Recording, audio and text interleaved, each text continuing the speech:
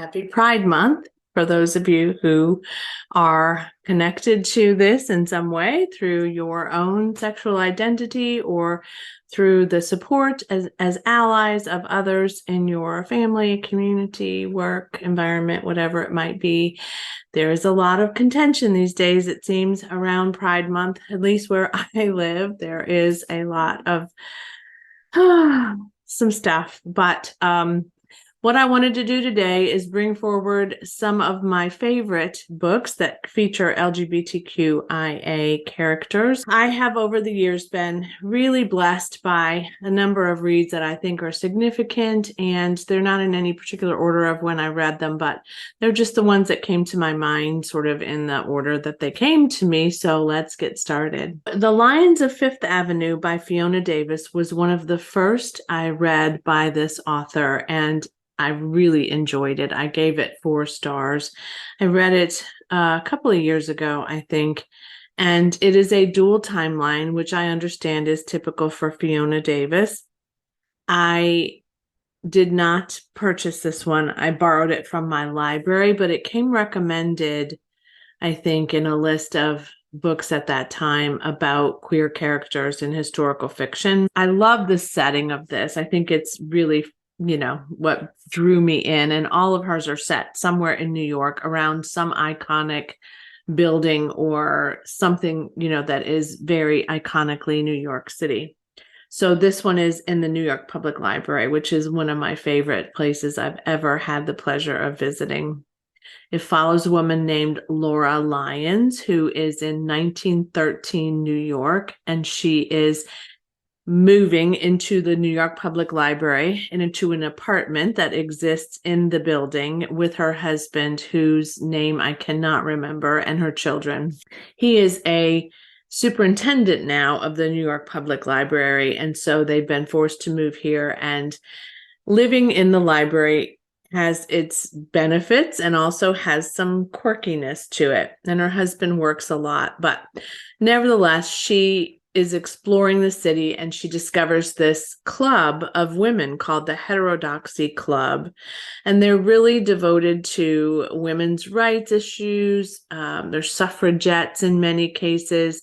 They are supportive of birth control, and they are very unorthodox with that kind of time in 1913 with women of that era. Laura finds herself really drawn into these women in a way that really surprises her. And one woman in particular, she discovers that she is very attracted to and very connected with. 80 years later, in 1993, Laura's granddaughter, Sadie, I think her name is Sadie, is also working at the New York Public Library, and she's a curator there, and she discovers some papers and things that she's been collecting for an exhibit go missing. And I think Sadie, as I recall, is suspected as someone who might have damaged them or taken them or something like that. And so she then discovers things that she never knew about her grandmother's life, as well as about the library and the history of the library and the history of this experience. I really loved it. I thought it drew me in. It was a quick read for me, as I remember, and it made me want to read more Fiona Davis novels, which I have purchased one, but I haven't gotten to it yet. So maybe this will spur me on to getting to it faster than later. This next one I picked up because Sarah Swan from Sarah's Nightstand started to talk about it. I actually watched a vlog of her purchasing it, and then she reviewed it later, and I think she read it pretty quickly after she got it. It's called Bathhouse, and it is written by P.J. Vernon. The premise of this plot really drew me in because it's about a couple, Oliver, who's a younger guy, and his partner, Nathan, who's a surgeon. So Oliver doesn't really have a livelihood. he has a kind of a dark past that he brought into the relationship. It was, as I remember, he was pretty promiscuous and used some drugs in his life and just really struggled to get by or to find himself. And Nathan takes him in. They're attracted to each other. They form a relationship, and he lives in Nathan's home in DC, which I love that it's set in DC because I lived in DC for a while. Oliver, while Nathan is maybe working long hours or maybe he's out of town, I feel like he's out of town, Oliver decides to go to a gay man's bathhouse and he hooks up with the guy, and the guy almost kills him. So he goes home, but he has this hand-shaped bruise on his neck. And so what he does when Nathan comes home and asks, "Oh my God, what happened to you?" he lies about what happened to him. And then he ends up in this series of situations where Nathan wants him to report it to the police, and he doesn't want to tell the police the truth, and the police suspect that he's not telling them the truth, and it unfolds from there. It is a queer contemporary mystery thriller. I really enjoyed it. I gave it, what did I give it? I gave it 4 stars. Yeah, it was really compelling. I remember listening to this, and I don't think I bought it to own, but I remember going through it pretty quick. Okay, I'm sharing this one because while I didn't love it and had a lot of issues with it at the time, my daughter Megan recently just finished reading it and she really enjoyed it. So I recognize that what I thought in the moment might not always be true for everyone. And this was a recent movie adaptation. So I thought I'd bring it forward in case you wanted to read and watch the movie adaptation, or maybe you watched the movie adaptation and you haven't read the books. So this is The Cabin at the End of the World by Paul Tremblay. Paul Tremblay is an on again, off again author for me. I will say I either love them or I don't like them much at all. But this one I gave 3 stars. So this follows a character named Wen, who is a young girl, and she's outside playing one day in the yard of this cabin where her parents, Eric and Andrew, have rented space for them, I think for, I don't know, a period of time.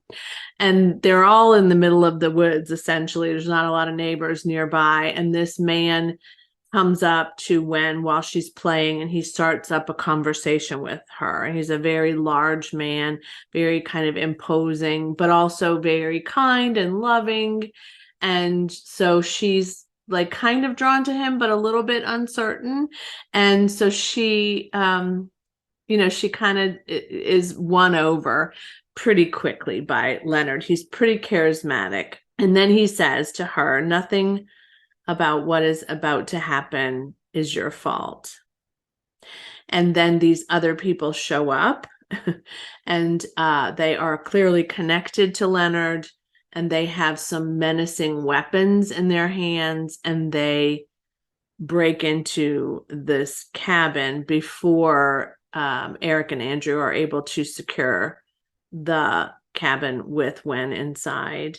Or maybe they do secure the cabin and these people just find their way in. I can't really remember. What's interesting about this is I read it in a cabin in the woods in North Mississippi. And what's also interesting about it is that while I was reading it in the cabin with no television and no other, just quiet night. Lisa is painting and I'm reading. Megan is expected at the cabin, but I think she's expected like an hour or more from this period of time where I'm reading. And she knocks on the door like quite abruptly and stares at me through the door glass. And I scream out loud and I say, "I'm reading this scary book and you just scared the bejeebies out of me." And that has always remained probably one of my most memorable moments in that cabin, and probably one of her favorite moments about that weekend. But it's ironic that she then ended up reading it just this year because she wanted to watch the movie adaptation, which I think is called, let me tell you what it's called. It's called Knock at the Cabin. Dear God, how could I not have remembered that? Because that's sort of what she did. But loudly and abruptly. If you want to read The Cabin at the End of the World, I would encourage you to do that and just see how you like it. And then let me know, because this is kind of a family thing now. I feel like I need somebody else in my family to read it just to see if I could have been in a really bad place. Who knows? I just could have been, yeah, it's hard to say. But I didn't like his last novel at all. So it could be we're just not always in the same vibe. Okay, another one with LGBTQ themes is The Seven Husbands of Evelyn Hugo by Taylor Jenkins Reid. This was one of my first, maybe my first read of hers, and probably my favorite to this day.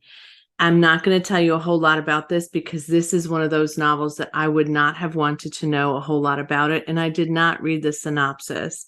However, there are some themes in this book that are related to LGBTQ characters.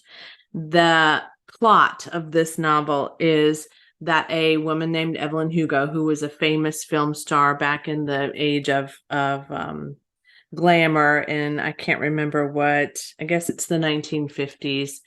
She's had this beautiful, brilliantly successful career over time. She's been married multiple times, hence the Seven Husbands of Evelyn Hugo. And she's never really talked a lot about her life to anyone before. And suddenly, as she's aging, she reaches out to a somewhat unknown journalist named Monique and tells her that she wants to tell her story. And so this really does cover all of these marriages, her rise to stardom and her life. And it is, I think, just one of the best things that Taylor Jenkins Reid has ever written. Not everyone agrees with me, but this was a 5-star read for me. And I actually recently got this copy from my library in a blind date with a book. I think I did a video about it that day. I was so excited that this was actually the book that was inside of that wrapping. When I was preparing for this video and looking for what books I still had or owned versus the ones that I borrowed, A Density of Souls by Christopher Rice rose to the surface of books that I thought I owned that had LGBTQ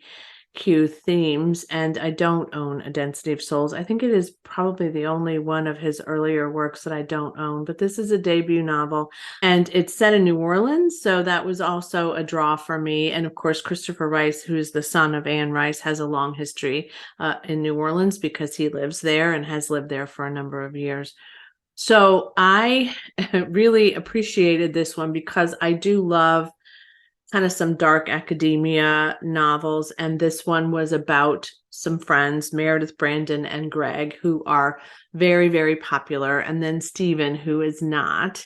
The sort of the forming of these friendships and the way that they're treating Stephen is developed along the beginning of this novel.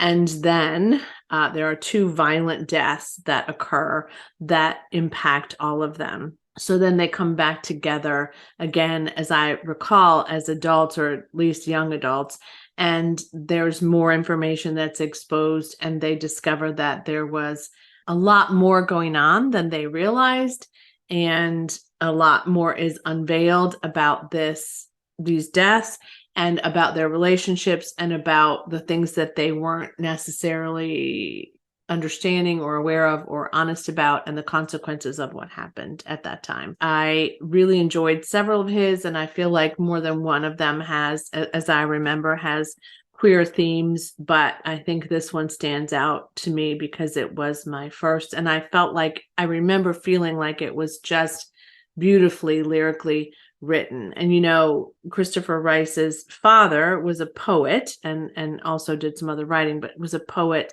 and his mother, of course, wrote horror novels. And so I think that his way of writing comes from the kind of the genetic makeup of his parents. Having said that, though, there was one of his that I read that I didn't like at all. So I haven't liked everything that he's written, but I have loved several of them very, very much, enough to purchase them. I might go back and purchase this one. Okay, and probably my number one pick of all of these that I've talked about fiction-wise today even a little bit higher in edge over Evelyn Hugo, is Tell the Wolves I'm Home by Carol Rivka Brunt. I read this years ago. I did recently realize that I had never purchased it and would like to reread it. And so I found it on Pango, and it's on its way to me now. I did buy it for Megan for a gift one year. This came out way back in 2012, and I read it fairly quickly, as I recall, after it came out. Yep, I read it probably almost right after it was released. It was her debut novel. Tell the Wolves I'm Home. It's set in 1987, which again was a time before it was acceptable for gay people to really be completely out in most settings, especially with their families. They were able to be out with their friends and their group of supporters and allies and other gay people, obviously, but it was very difficult for them to be openly gay with their family members. So June Elbis, who was a young girl at the time, I feel like she was maybe 11 or so, but I can't say that that's actually true. She may have been a little bit older than that. Again, it's been a bit of time since I read this, but June is like enormously and immensely connected to her brother Finn. Like, her love for Finn, who is also her godfather, is immeasurable. And they have had the best relationship. She feels like she can be herself with Finn. She feels like Finn loves her and, just always supports her. Finn is her person. You have a person growing up. Many of us do. Finn was her person, and then Finn dies. And she has no idea what his illness was. Her mother won't speak of it. And she's just completely devastated and confused. But when she goes to Finn's funeral, there's a guy that's kind of hanging around in the back of the funeral home. And she's curious about this guy. She notices this guy and wonders who he is. And a few days later, she receives a package in the mail with a teapot that she recognizes from her brother's apartment, where she had visited multiple times in her life. And his name is Toby, and he asks if it would be okay if they met each other. So she secretly begins to meet with Toby, and she discovers that Toby absolutely loved Finn. And that's all I'm going to tell you about, except to say that I think that this is maybe one of the most undiscovered, unsung novels that I have known people to have read. Maybe it's just my community. Maybe it's just because I read it in 2012 and I wasn't on BookTube. I don't even know BookTube existed in 2012. But I just think that this one is not valued enough. And I highly recommend, if you haven't read it, that you pick it up. I can't wait to reread it. Now I have a couple of memoirs to share with you. My favorite one of the two, let's start with that, is In the Dream House by Carmen Maria Machado. I listened to it a couple of years ago. It came out in 2019, I think. It was nominated for the Best Memoir and Autobiography through Goodreads. I read this one in 2021, and it was Pride Month then. That was one of the reasons why I chose it. And I really liked this a lot. I know it kind of has some people thinking, I don't really get this. It isn't a traditional memoir. It's written in this very different style where she is the voice of, obviously, of her own voice, but she also describes what happened in a very descriptive, kind of horrific way at times. The relationship that she describes in this time period that the book mainly covers was not a safe and happy one. And so her ebbs and flows around being in love with this woman versus being abused by this woman are inventive and really lyrically written, but also difficult and sometimes a little bit like Oh, that was just so much. Like, it's like holding someone's story in that way and having them describe it and I guess what I would say is almost a vicious kind of way of unveiling it can be a little jarring. It wasn't terribly long as I recall. It's never left my mind. Some of the things she said, some of the things she described, I still can visualize some of those scenes. And I think that the way she wrote this really lends itself to her style and to her voice and to her desire to tell what was a pretty horrific story. So, I mean, there's no question it would be upsetting no matter how she wrote it, but I think she chose the perfect way of unveiling this in her voice. And another one that came out a few years ago now, it's been a while, was one that I had really high hopes for. And I gave it 3 stars, but I will say I really struggled with this one. I listened to it as well, and it is Without You by Anthony Rapp.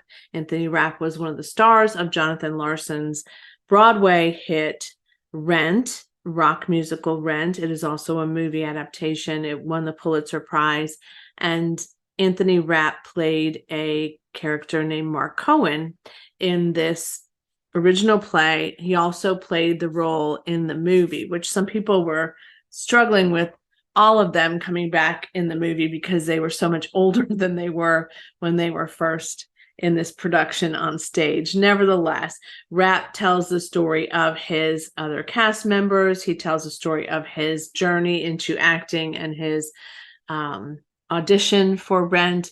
He tells a lot about his relationship with his mom, who had cancer, and returning home and being really just struggling in some ways with some things that were unresolved in their relationship. I think he was from Illinois, which is where I'm from, of course. And so that, I think, resonated with me. And he does talk about relationships that he had over time and, coming out and all those things. I really struggled with liking him. And I think that that's the challenge for a lot of people with memoirs, especially if they're people that they really look up to as their characters, or, the way that they see them on television, and then they read about them and their stories in real life. I think what I struggled with the most was this tone that I was feeling around the relationship with his mom, and she wasn't particularly supportive of him when he first came out, I would say, as I recall, which is not unusual with parents, right? So I get that. But for some reason, I think I just wasn't vibing with him in the way that I thought I would, based on my experience of him as an actor in a role, which is not uncommon again. And so it's not his fault. It's not, it is a bias, I guess, I had on my part. I also think it was slightly too long. I don't think I wrote a review. I did not. So, I don't really know now what my feelings were about this in the moment. It's been a bit of time since I listened to it, but I would still recommend it. I still think that for fans of Rent and for fans of Anthony Rapp, who's been in other things since Rent, I think it's worth a read. And I do think it's a good exploration of a different kind of lifestyle than Carmen had, like in being gay in like that time period, and being gay as an actor, and then starring in a production about gay people. I think there was just a lot that you can glean from it, and it was valuable. And I wouldn't not recommend it. 3 stars is not a bad rating at all. It just wasn't one of my favorites, but I do think it's significant enough to talk about during Pride Month, because it really does explore a lot of things that are helpful to people who are not queer to understand the experience of people who are. And I also think it's always good to read something about a character or an actor in a Broadway play, especially one of my favorite Broadway plays of all time. that's it for me today. I hope that you found some of these to be interesting. Maybe you read them, you know the drill. I would love to know if you did. Comment in the space below. It's a good time to understand how different we are, how far we've come, and how far we have still to go. Thanks for watching and happy reading. Bye.